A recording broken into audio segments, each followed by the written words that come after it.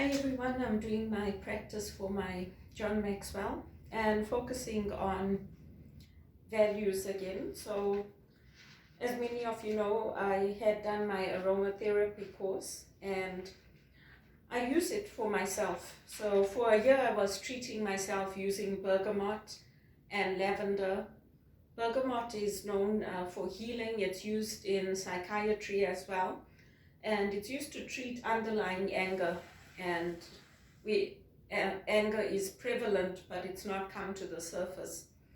And my essential oils have helped me a lot, more than people realize. So today I made a mix and I used lavender officinalis, which is French lavender. Basically that is good as a tonic. It's good for the ears. So I spend a lot of my time on the phone in the call center and a lot of time on the chats, and you can imagine 3 chats at a time, our fingers get sore. So it's good for pain relief, it's good for helping with the ears, with the hands, with any joint problems. And then I put in black pepper, which is a warming oil. So for anyone who suffers from cold hands, cold feet, we use black pepper in our food, but I use 2 drops of black pepper. Then I used clove, which is an antibacterial, and it also fights fatigue. So with us, our shifts change in the call center, and whenever they change, you have to adjust. And I used to have a Monday to Friday shift, 9 to 5:30. Now I start later, and I start earlier, I finish earlier. But again, it's an adjustment. My body does not adjust easily to changes, so that helps me with the fatigue. And then it's also an antibacterial, and everyone has bacteria, especially this time of the year. There's a lot of bugs going around. It helps to flush out the system. And then I used rose essential oil, which is basically an antidepressant. It's good for healing hurts, it's good for a protection, and it's very good for energy, boosting energy. It's very soft, very gentle. And if you smell roses, anyone that knows when you smell roses, the effect it has on you. So I used just 2 drops of rose oil, because rose oil is very expensive. The petals have to be picked early in the morning to get the nutrients and for the rose oil to be effective. And then I used palmarosa, which is a detox, and it's also good for the nervous system and helping with the nervous system, anything to do with anxiety. Rose oil is antidepressive, but this one, palmarosa, is a good detox. And then I used bitter orange. It's to fortify the immune system, it's for tension. And I put in a drop of mandarin, which is good for energetic release. And I mixed those. So you can use up to 7 oils. I just used 5 drops of my bitter orange, 4 of palmarosa, 2 of clove and black spruce. Lavender I used 7, and mandarin I just put in 1 drop, and bergamot, which is my main essential oil that I love, I put in 14 drops of that. And I used a base oil of grapeseed. So that's what I did. It will help me to relax, it will help my system.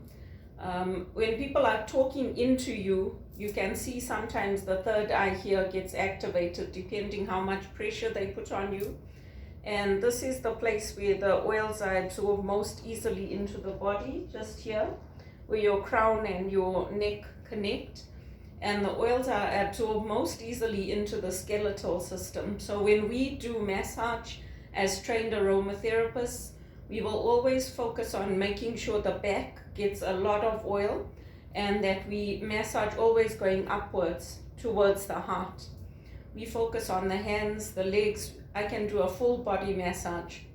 And my oils have healed me. I work with my doctor. I don't do one or the other. Some people say if you go to a doctor, you can't use essential oils. That's not necessarily true. But you do have to know the contraindications. You have to know when to use them, how to use them. For example, orange, bitter orange, it's sensitive, so you can't use it and go out into the sun. You will develop skin cancers. So you have to know when to use your oils, what effects they're going to have on you psychologically, mentally, emotionally, which oils are going to lift you up and which oils are going to be more calming and more sedative. And so that's what I focused on with my values. I focus on natural healing. I focus on renewing the mind, body, and the spirit.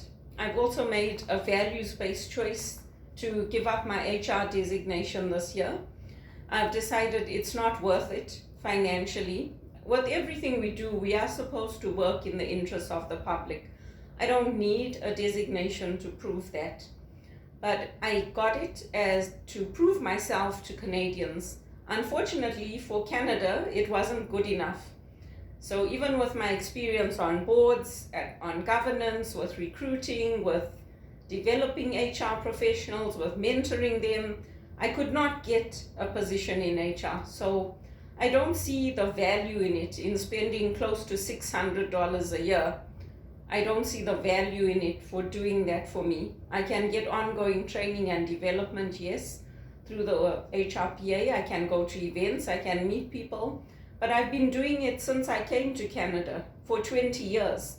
And if I'm going to be mixing with those same people that know my situation, that know I wanted to work in HR, and yet who are not willing to open doors for me, nothing is going to change there. So it's good to close that door and to move on and to use that money for my rent, for paying my bills, for insurance, for whatever else. It's one less expense for me, and to let it go. There are lots of people who I've mentored, who I've seen on mentoring platforms, both for the York and the Toronto chapter regions, and none of them have helped to refer me to HR jobs or helped open doors for me. So it's time to let it go. My executive assistant certification, it's not something that expires. My John Maxwell certification is not something that expires. So I'll always have those. And my training as an executive assistant comes from London. It was done under the Pittman standard. And so I'll take that wherever I go. Same thing with my degrees. Wherever I go, I'll take that education. So I'm focusing more on helping WITS. I've always helped them, my university in South Africa. Canada has too many volunteers, so there's no place for me. I'll carry on helping WITS through social media, through helping the students, doing what I can, sharing my knowledge with them, and once in a while reading at church, and focusing on the things that give us life. One of the things that we learn in spiritual direction is you have to look at what is opening for you and what is closing for you. And for me, the HR is closing. So no matter how many years I've tried, I've networked, I've talked to people, I'm very good with people and I'm very good with numbers. And anyone I speak to in my work tells me you're very good with people. That's why I'm in customer service, because I'm good with people. HR people are supposed to be good with people, good with numbers. So that is closing for me in terms of the designation and the regulation and keeping track of what I've done, my training, how I've contributed. That's closing. And Jesuit Ignatian spirituality teaches us we have to see what is closing and what is opening. And my aromatherapy, I did case studies, I helped people, I took people for free. But when I asked for paid clients, again, nobody signed up. So I'm going to continue to use it for myself, for healing me, for days when I need it, just for personal care and wellness. And that's what I needed it for anyway. I wasn't looking to build a business from it, but we had to do the case studies, and I thought I'd try and see if there was an interest. There clearly wasn't, so that's also closing, but I'll use it for myself. And another personal values-based decision is my decision that I'm not going to cut my hours short and go to church. So in the past, I've taken vacation days, I've used them to go to church because I wanted to be nurtured in my faith and my spirituality. But if I don't have money and I can't pay my bills and I'm in minimum wage, I'm quite sure God will understand. So that's another values-based decision. It doesn't mean I'm not putting God first. It doesn't mean God doesn't come first in my life. But I don't think God wants to see a single woman on welfare or living off the street, knowing that everybody's told me, though at least the people that have money, they're not going to help me. And I need to work as many hours as I can because it's not fair to my mom. She knows my health is not good, so my mom does try to help me. But it should be the other way around by now. 20 years is a long time to be in a country and to still be earning minimum wage. So I try to put in as much extra hours as I can, as my doctor will allow. Sometimes I can't. I'm on a strict schedule, and there are certain hours I have to work, and I have to work during the day. So again, that's a values-based decision. It's based on work-life balance, and what's benefiting my health will also benefit my mom, because then she doesn't have to worry about me. She doesn't have to think, okay, she's sick, she can't work her hours, what are we going to do? Because I've had my job for 4 years. It's almost 5 years now. So when you think about making your decisions, you have to see what's opening for you, what's benefiting you and the community. I don't want to be sick. I don't want to be a burden on others. I don't want to be put in a mental care facility or a welfare facility or put on a waiting list for housing. Why would I want that? So making decisions is about weighing the pros and cons, but looking at where God is leading you as well. God doesn't call us to poverty and destruction and being on the street and being sick and having mental health problems. Jesus was a healer. Jesus was a teacher. Jesus was somebody who challenged authority. But he was living under Roman rule, the same as me. This is not my home. I came here from another country. Africa's my home. So I live under colonial rule. When they tell me you have to go and get an injection, I go and do it. Even if my conscience says no. If I was like Novak and I had millions in the bank, I'd say, screw you, I'm not going to get your injection. You don't want to hire me, don't hire me. I don't have that option, so I get the injection. But it's a harsh society, because I can tell you now, even our priests didn't have a choice when the churches closed. They tried, they fought, they wanted the churches open. They didn't have a choice. People were reporting us to the police for standing in the back of the church. It was freezing outside. People didn't care about that we were standing right in the back of the church waiting to go in. They reported us to the police. And the police won't have any mercy. So what are you going to do? In America, people were having services and people were listening on the radio. The priest was inside the church saying the mass, and people were listening in their cars and then going in for Holy Communion. So you can't tell me that's not dictatorship. It is dictatorship. So you have to do what you think is best, what you think is going to be life-giving. And, we did liberation theology. There's a time and place for liberation theology. But I have lost too many people. When I was a kid, Steve Biko died. We had all these people being put in jail, being put in prison. We were fearful that they were going to die in the jails. We had the Mandelas. We had Winnie being taken from her home. We had people, we heard the news. Our own Indian community, people were taken from their homes, arrested without warrant, held without charges, beaten up, brutalized. So there's a time and place for liberation theology. God calls everybody to freedom, to lives of fulfillment, but when it comes to life-death situations, you have to make those choices on your own. When people go and fight wars, they're fighting for their country. They're making a choice. They know they might not come home. They might die. But you have to make your own choices. I made mine. I do not want to die. I do not want to be a martyr for my faith. People did that, and they stood up to authority, and we respect them. We appreciate what they've done.